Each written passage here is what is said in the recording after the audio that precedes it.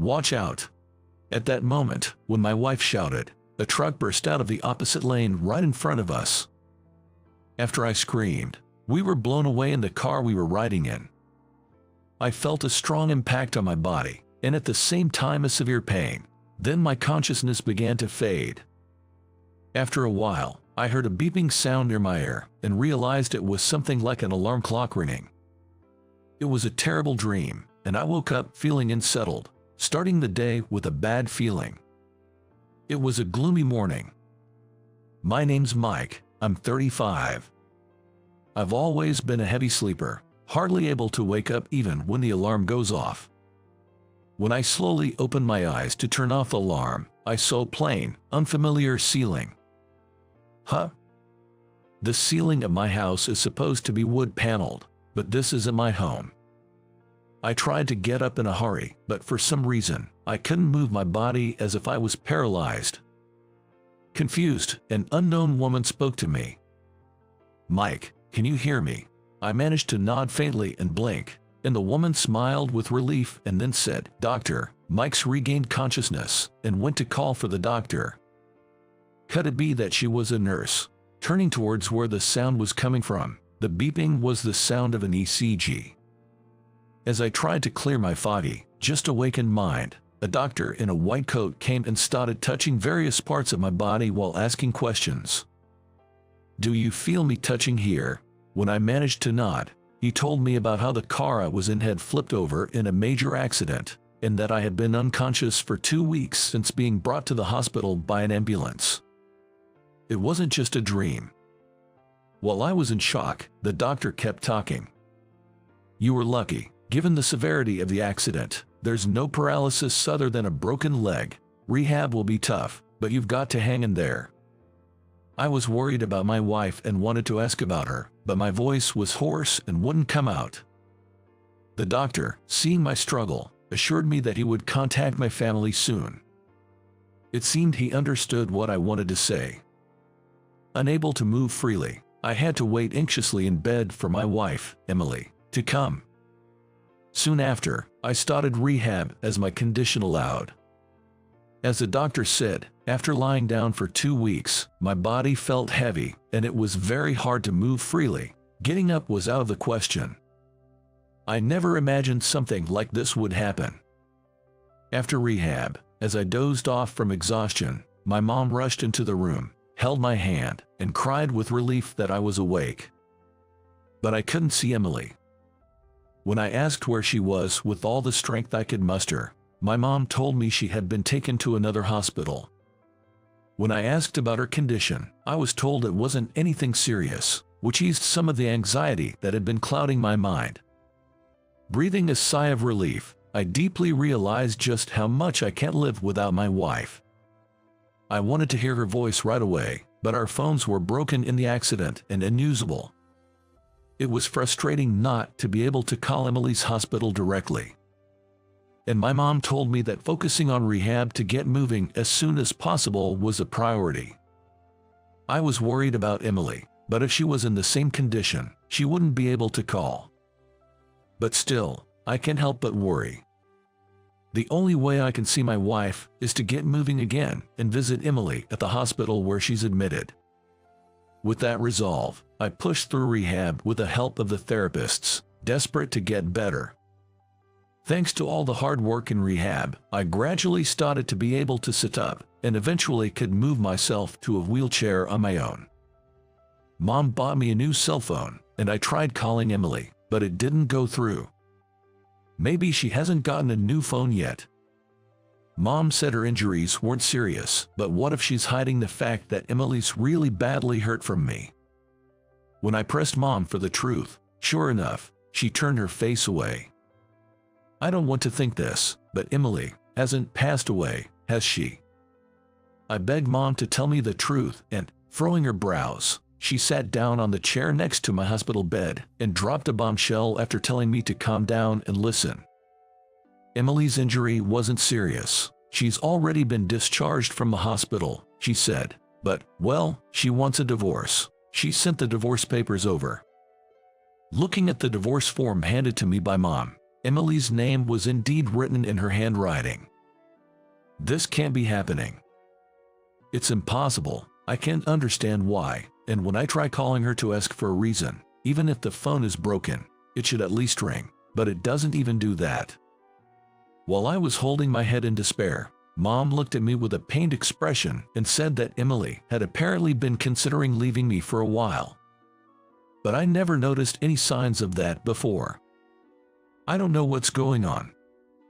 Holding the shaking divorce papers in my hand, Mom said that since I couldn't get in touch with Emily, I might as well fill them out and send them in. At this point, I have to get better enough to go see her in person. With the sole intention of seeing my wife, I rehabbed not just in the rehab room, but also at my bedside, and 2 months later, I could walk on my own and was finally discharged.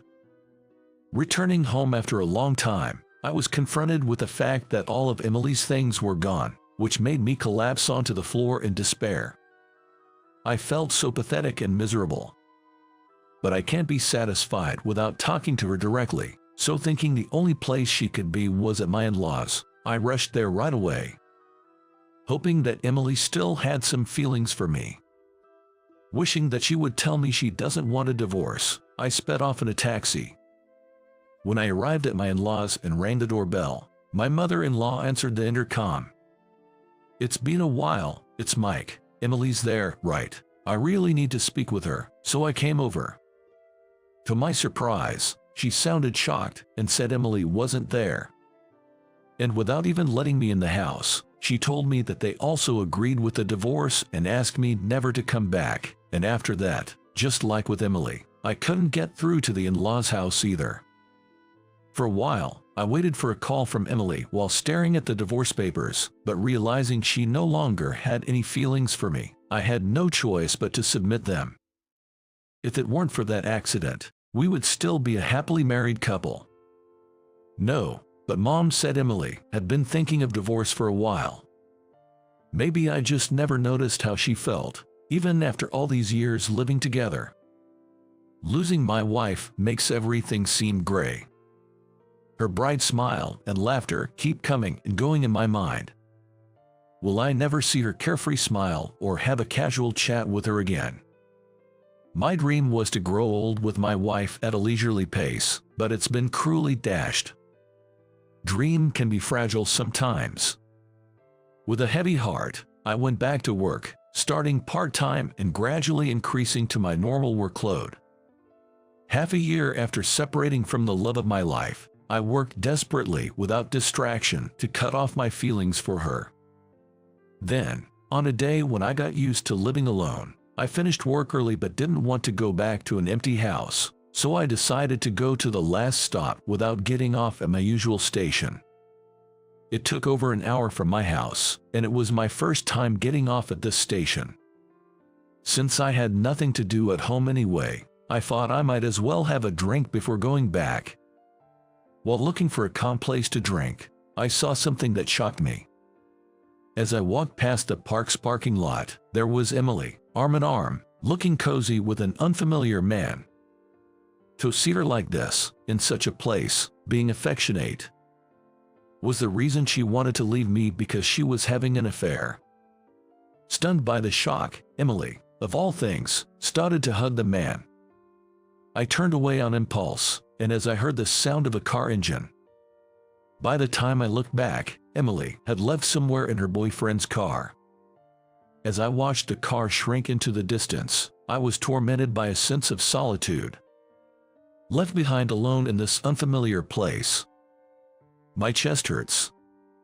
Seeing my wife's infidelity has left my heart in turmoil. Maybe I should have spoke to her. But we're divorced now, and doing so would probably just be a bother to her. I've lost the energy to look for a bar, and all I see is the asphalt sidewalk and the small flowers struggling to bloom on it. Their resilience makes me want to cry. Pretending to wipe sweat, I use my handkerchief to dry my tears, and I spend the whole train ride home looking down. Before I know it, it starts to rain, and drops patter against the window. When I arrive at my usual station, the rain pours down as if to reflect my mood. Feeling like crying, I walk home in the rain without an umbrella, getting soaked to the skin. I wish I could disappear with this rain. I don't want to go back to that dark house. But as I walk, I see lights on at my place. I couldn't help but quicken my pace. My pace quickens, thinking maybe, just maybe, Emily has come back. I hurry to unlock the door, and as I step in, I'm greeted by the smell of delicious cooking. As I call out I'm home and open the entrance, I hear the sound of footsteps rushing towards me.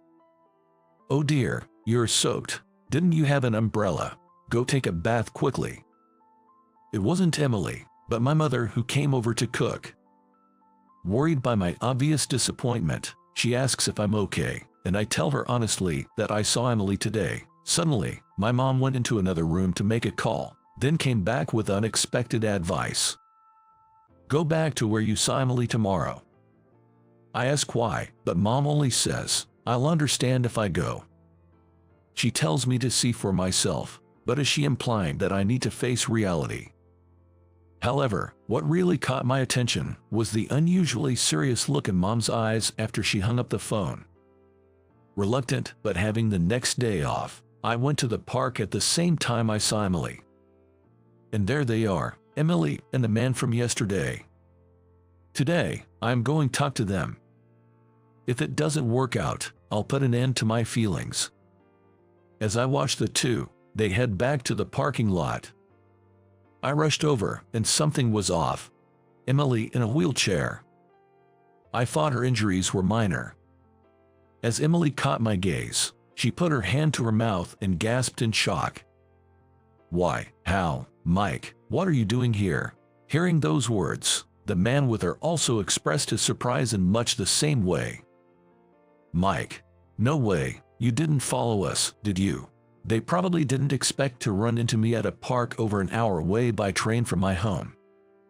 I noticed no scars on the left side of Emily's face that I saw yesterday, but now I see a large one on the right. She looked down quickly, her hair covering the scar and a pained expression on her face, and as she tries to get into the car and stumbles, I see the same scene from yesterday. They weren't hugging. Emily was stumbling into the car and the man was helping her. I asked them to explain, but Emily stayed silent, her face downcast. So I asked the man about his relationship with Emily, and he confessed everything. After the big accident, Emily sustained spinal cord damage and became paralyzed from the waist down, slowly coming to grips with the fact that she'll never be able to part with her wheelchair.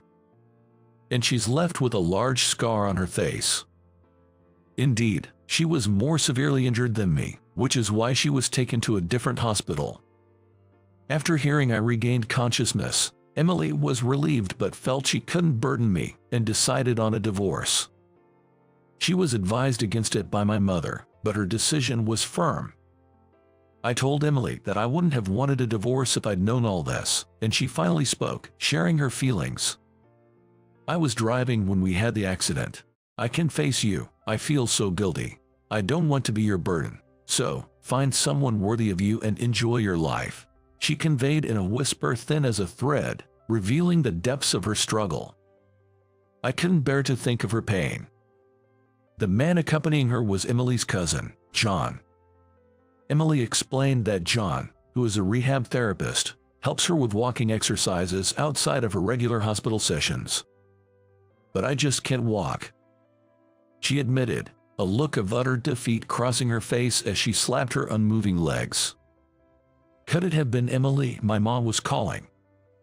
When I asked, Emily said she hadn't received a call, but her mother had last night.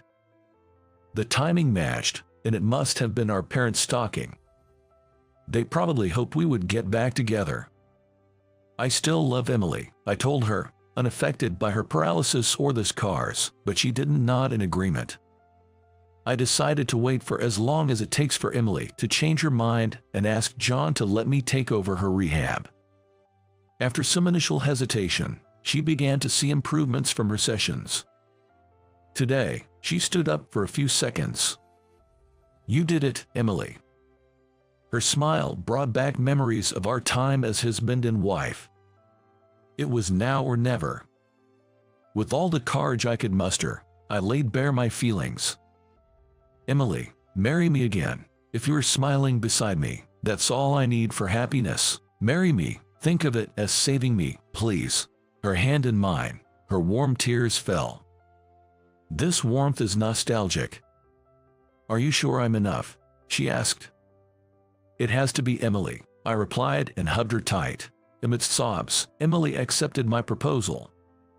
She must have wanted to cry for so long. We'll share our sorrows from now on, Emily. Our gray life had ended, and my life began to shine with rosy hues. We went straight to Emily's parents to get their blessing for our second marriage, and her mother said it was just as she planned. Indeed, it was Emily's mother my mom had called.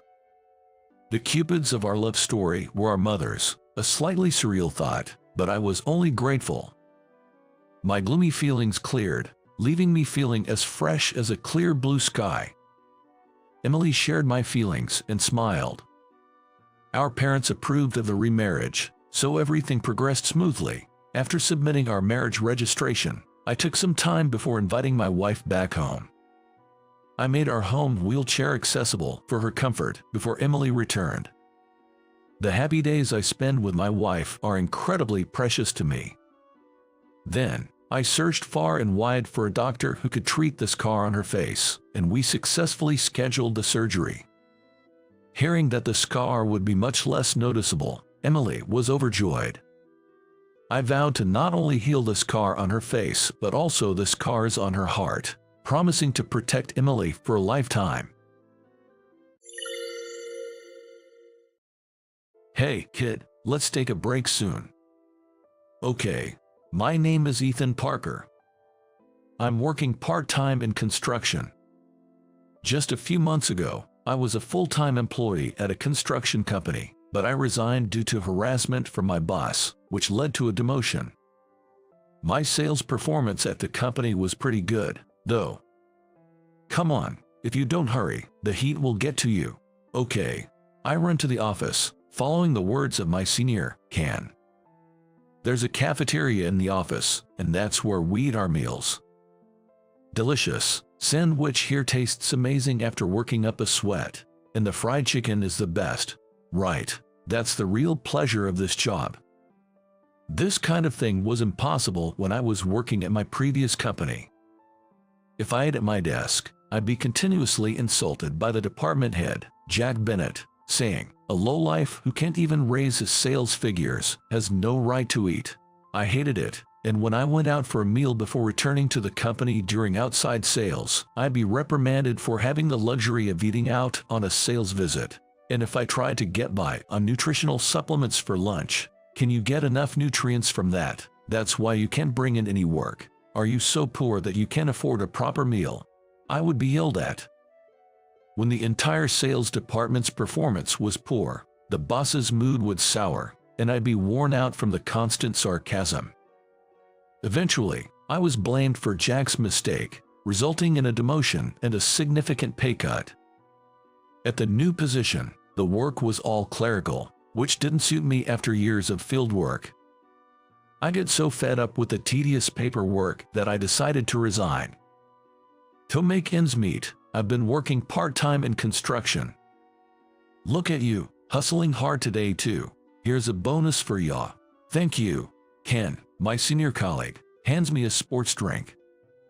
Back when I was stuck at the old company, I never came across this kind of kindness. Compared to those hellish days, this feels like heaven. Plus, construction work is physically demanding, but the pay isn't too shabby. Huh? Got a call from my dad. I frown as I check the missed calls on my cell phone. It's from my dad again. What, again? Your dad sure calls a lot. You guys close or something? Well, it's not really like that. I'm sure it's about that same old thing again. After work, I press the button on my cell phone. Hello, Dad, what's up? It's about the arranged meeting again, isn't it? That's right. Please, they're keen on having you as a son-in-law. You know, Dad, I'm a part-timer now. How am I supposed to get married in this situation? I've told them that, and they're willing to offer you a job for your sake. Please, help out with the family business. Dad pleads with tears in his voice on the other end. He runs a civil engineering business back in our hometown. Someone from his client's side insists on setting up a meeting with their daughter and me. Seriously, what's with these arranged marriages like some political strategy in this day and age?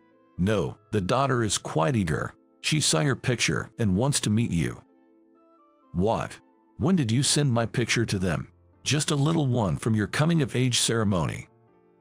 Come on, that's an old picture. Cut it out, will you? While I retort to my dad, I can't help but feel a slight interest in the daughter. The fact that she wants to meet me after seeing such an old picture means she must have taken a liking to me on some level, which isn't a bad feeling. All right, if she's saying that, I'll meet her once. Oh, is that so? Thank you. Why is this old man so lighthearted? And so, I ended up agreeing to meet this lady for an arranged date. I never imagined that I would encounter what happened at that meeting. My match, Elizabeth Bennett, was a beautiful woman. With her shiny long black hair, clear beautiful skin, curled lashes, and big eyes, she was quite striking. I was smitten with her the moment I saw her photo. Is this what they call love at first sight? I thought it would be nice if I could marry her. But there was one thing that concerned me. What? Her dad works at the company I used to work for, in Bennett. I had a bad feeling. No way. I dismissed the thought and went to the meeting. And my bad feeling was confirmed. Hey there, looking good. Shocked over here. Never thought my daughter would fancy a guy like you. She insisted, so I went along with it. Thought she'd cool off after meeting you. There I was, face to face with Jack, my former boss from the old company, someone I thought I'd never see again. And at this arranged date, I was reunited with Jack. I had this nagging feeling, but yes, he was Elizabeth's father. Why would the man who had been harassing me choose me as a suitor for his daughter? My dad stood there, looking confused and lost. Elizabeth, I agreed to this meeting because you insisted, but what do you see in this guy? Oh Dad, you were thrilled about the prospect of a strong connection with a business partner. Wouldn't it be all good if I married Ethan? I chuckled as she smiled cunningly. Could it be that she pushed for this meeting just to harass me? No, that couldn't be. She wouldn't go through all this trouble just for that. After all, I had no prior acquaintance with Elizabeth. So why did she want to meet me? My head was full of questions. Perhaps we should leave it to the young ones, said her father with a smile. I glanced at Elizabeth, who just beamed back with a smile. Once our parents left the room, we started chatting, getting to know each other. Feeling more at ease, I decided to ask her something that had been on my mind. Have we met before by any chance? Ah, you really don't remember, do you? Her expression turned sad, and then she said, I knew about the harassment my father subjected you to. That's why I agreed to this meeting, to trouble my good-for-nothing father. It was selfish of me, and I apologize for the inconvenience. She bowed her head apologetically. And we have met before. You may have forgotten, but I remember our first meeting very well. She shared this story. When she was still in college, she was once harassed by a pervert on the train during her commute. It was me who helped her out at that time. Oh, that time. Yes, Ethan, you dropped your business card holder when you confronted him, and I picked it up. And you brought it back to the company later, right? Yes. That's when I realized you worked at an affiliate of my father's company.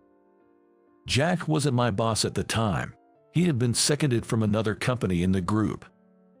I always wanted to meet you after I graduated, and if I were to marry, it was going to be you. Then my father was seconded to your company, and I just had to see you again.